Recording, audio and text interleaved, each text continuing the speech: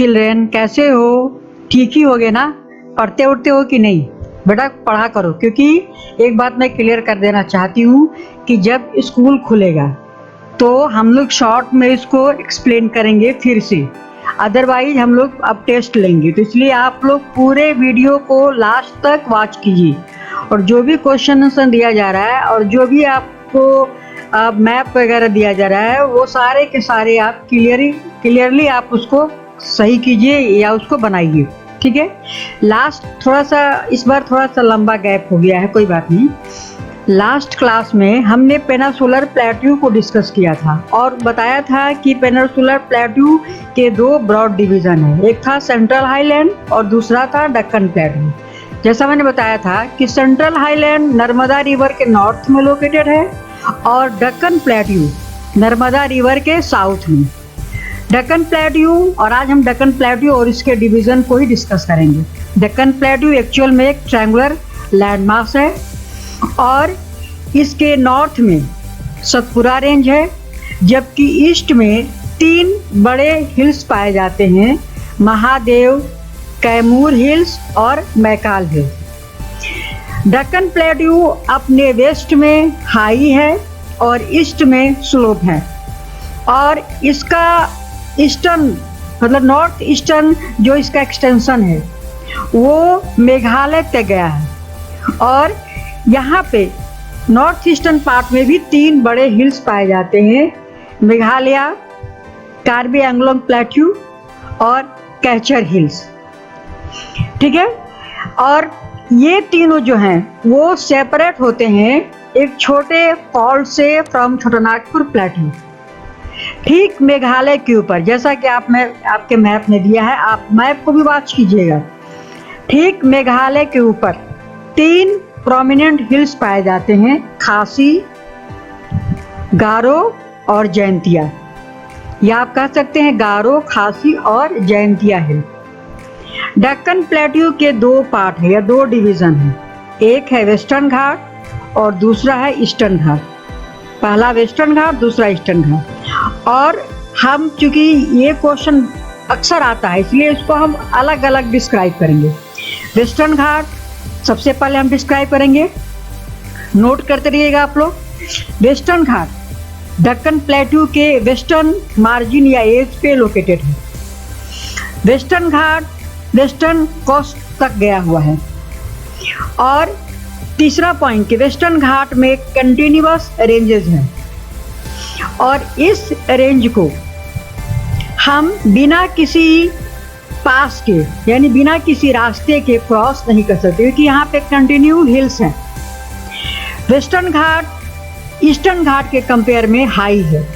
Western घाट जैसा मैंने कहा कंटिन्यूअस है, रेगुलर है, इसलिए 3 ऐसे पास है, ऐसे रास्ते हैं जिसके थ्रू हम उसको क्रॉस कर सकते हैं, और इन तीनों का नाम है थाल, भोर और पाल। वेस्टर्न घाट का एवरेज हाइट जो है वो 900 to 1600 मीटर्स है। नेक्स्ट पॉइंट कि वेस्टर्न घाट से मोस्टली रिवर ओरिजिनेट होती हैं, और ये ईस्टर्न घाट से होते हुए बे ऑफ बंगाल में फॉल होती है। वेस्टर्न घाट का सबसे हाईएस्ट पीक है अनाई मोदी, जिसकी हाइट है 2695 मीटर्स, और दूसरा है डोडा बेटा जो 2637 मीटर्स है। जैसा मैंने कहा कि वेस्टर्न घाट हाई है इन कंपेयर ऑफ ईस्टर्न घाट। तो ये था वेस्टर्न घाट। अब हम डिस्क्राइब करेंगे ईस्टर्न घाट। ईस्टर्न घाट दक्कन प्लेट्यू के ईस्टर्न एज में लोकेटेड है। ये इरेगुलर और डिसकंटिन्यूअस है। इसका एवरेज हाइट मतलब कि कम से कम 600 मीटर है। ईस्टर्न घाट अपने नॉर्थ में महानदी वैली से स्टार्ट होती है और साउथ में नीलगिरी हिल्स तक जाती है। ईस्टर्न घाट स्लोप है और यहाँ से सारी नदियाँ क्रॉस करती हुई बे ऑफ बंगाल में फॉल होती हैं। ईस्टर्न घाट का हाईएस्ट पीक है महेंद्रगिरी जिसकी हाइट है 1501 मीटर्स। इसके अलावा ईस्टर्न घाट में सेवरॉय हिल्स और जवादी हिल्स भी पाए जाते हैं। ये ईस्टर्न घाट के दो फेमस जिसको हम कहते हैं कि हिल स्टेशन है, जिसे हम कहते हैं उद्गम मंडलम, पॉपुलर नेम है इसका ऊटी, और दूसरा है कोडाईकनाल। याद रखिएगा वेस्टर्न घाट में हैवी रेनफॉल होता है इन कंपेयर ऑफ ईस्टर्न घाट। ये भी एक पॉइंट है, इसको भी आप नोट कर लीजिएगा। लास्ट में जो लास्ट पॉइंट है वो है कि पेनिनसुलर प्लेटू का एक डिस्टिंक्ट फीचर है, और वो है peninsular प्लेटू is made of black soil, जिसे हम डक्कन ट्रैप भी कहते हैं। और ये ब्लैक सॉइल कैसे बना, तो वोल्केनिक इरप्शन से, और इसलिए और ये मिलियंस ईयर्स तक ये डिप्रेस रहा, दबा रहा, और इसलिए इसका कलर चेंज हो गया। और आप लोग जानते ही होंगे कि black soil more suitable for cotton cultivation.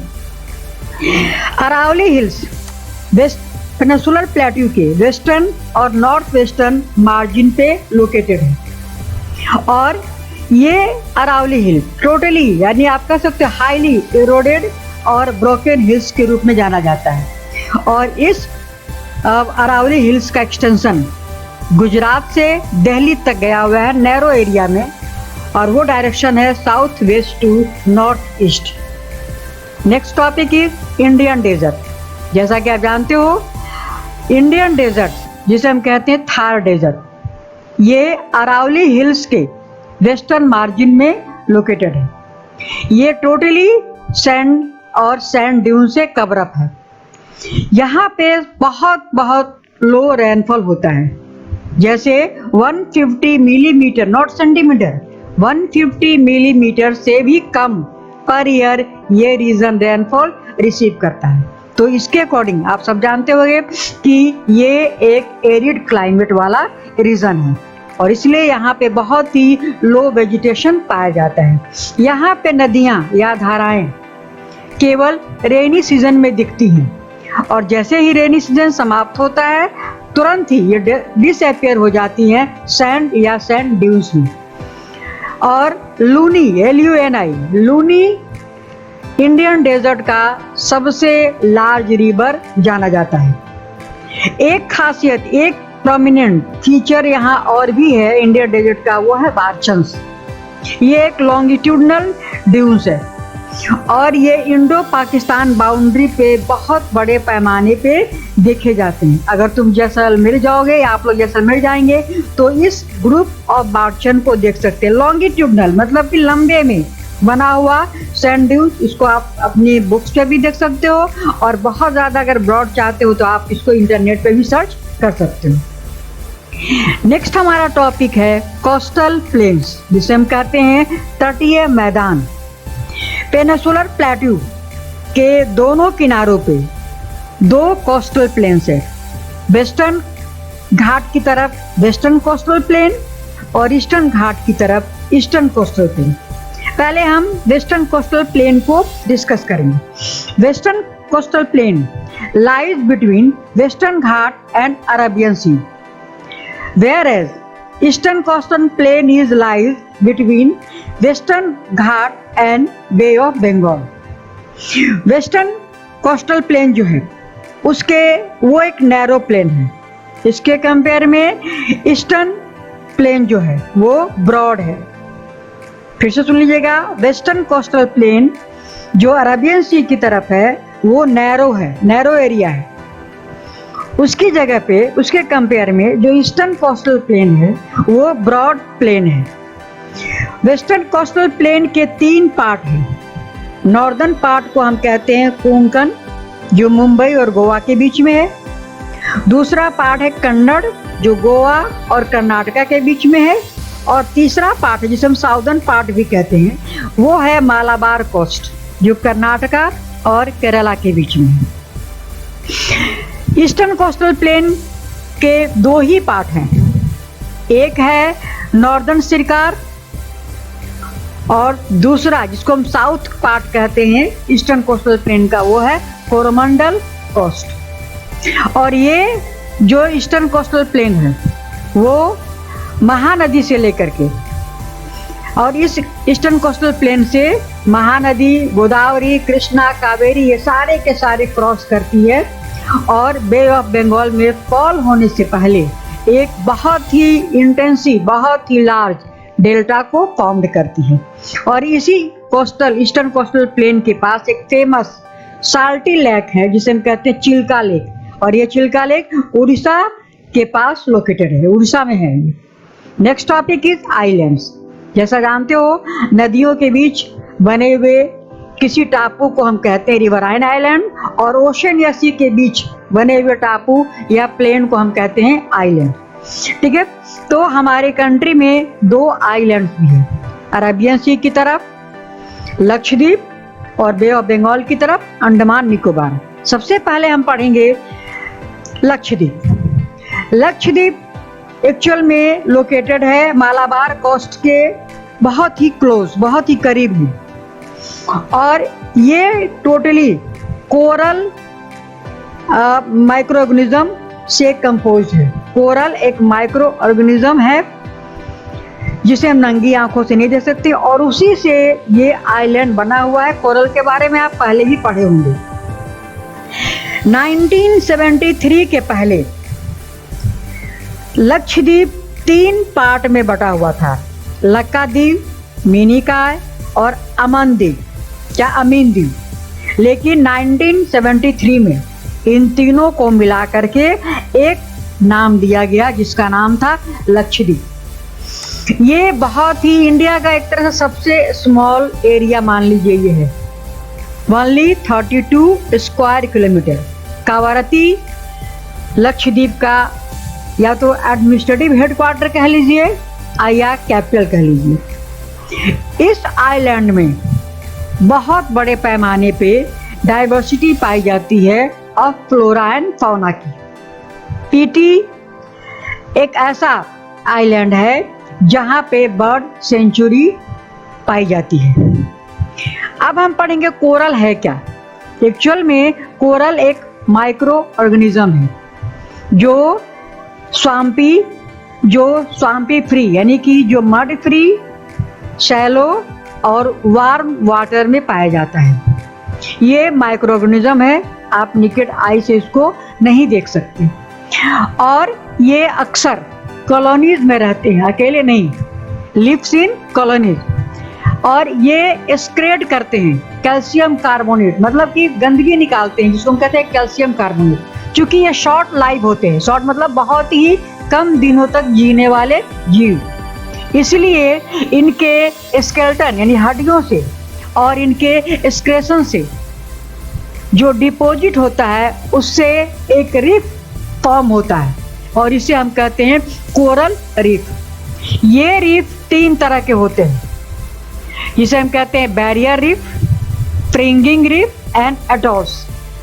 याद रखिएगा, जो रीफ क्रिएट होता है वो वर्ल्ड में 3 तरह के रीफ्स पाए जाते हैं, कोरल रीफ्स, जिसे हम कहते हैं barrier reefs, fringing reefs and atolls. World का सबसे ग्रेट बैरियर रीफ ऑस्ट्रेलिया में है, सबसे बड़ा कोरल आइलैंड जिसे हम कहते हैं great barrier reef of Australia. Atoll का शेप शूज की तरह होता है। ये हुआ हमारा कोरस। नेक्स्ट हम पढ़ेंगे अब अंडमान निकोबार के बारे में। अंडमान निकोबार जो बे ऑफ बंगाल में लोकेटेड है, ये बे ऑफ बंगाल में नॉर्थ टू साउथ डायरेक्शन में लोकेटेड है। अंडमान निकोबार आइलैंड जो है वो लक्षद्वीप के कंपेयर में बहुत बड़ा है, और इसमें एक नहीं कई सारे अनगिनत मोर नंबर्स ऑफ छोटे छोटे स्मॉल आइलैंड्स पाए जाते हैं, लेकिन स्कैटर्ड, फैले हुए। और इस पूरे इंटायर ग्रुप ऑफ आइलैंड्स को हम 2 बड़े पार्ट में डिवाइड करते हैं, अंडमान जो नॉर्थ में है, निकोबार जो बे ऑफ बंगाल के साउथ में है। ऐसा विश्वास किया जाता है या ऐसा वैज्ञानिकों का कहना है कि अंडमान निकोबार एक्चुअल में पहले कोई बहुत बड़ा माउंटेन रहा था, किसी कारण से ये वाटर में सबमर्ज हो गया और जो पार्ट बचा रह गया डूबने से वो आज अंडमान निकोबार आइलैंड्स कहा जाता है। यहाँ भी लक्षद्वीप की तरह great diversity of flora and fauna पाया जाता है।